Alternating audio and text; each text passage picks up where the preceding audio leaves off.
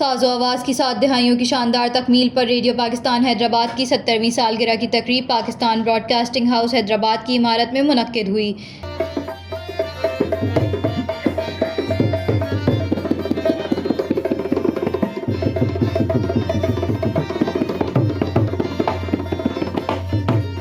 اس موقع پر station director علی اکبر نے سالگرہ کا کیک کاٹا۔ تقریب سے خطاب کرتے ہوئے کہا کہ زمانہ جنگ و حالات امن ریڈیو کا کردار ابلاغ اور مواصلات کی دنیا میں بنیادی اور ہمیشہ عوام کی ضرورت رہا ہے۔ اس وقت بھی KPK میں قدرتی آفات، سیلابی ریلیوں سے ہونے والی تباہی اور امدادی سرگرمیوں کی آگاہی کی فراہمی میں ریڈیو مؤثر کردار ادا کر رہا ہے، جس سے امدادی ٹیموں کو ریسکیو اور دیگر ہنگامی امدادی آپریشن میں مدد مل رہی ہے۔ انہوں نے کہا کہ ڈرامہ، ادب و شاعری و فنون لطیفہ کی آبیاری میں ریڈیو پاکستان حیدرآباد کی 70 سال کی کارکردگی قابل ستائش رہی ہے اور ملک کے نامور اداکار، صداکار اور فنکار محمد علی،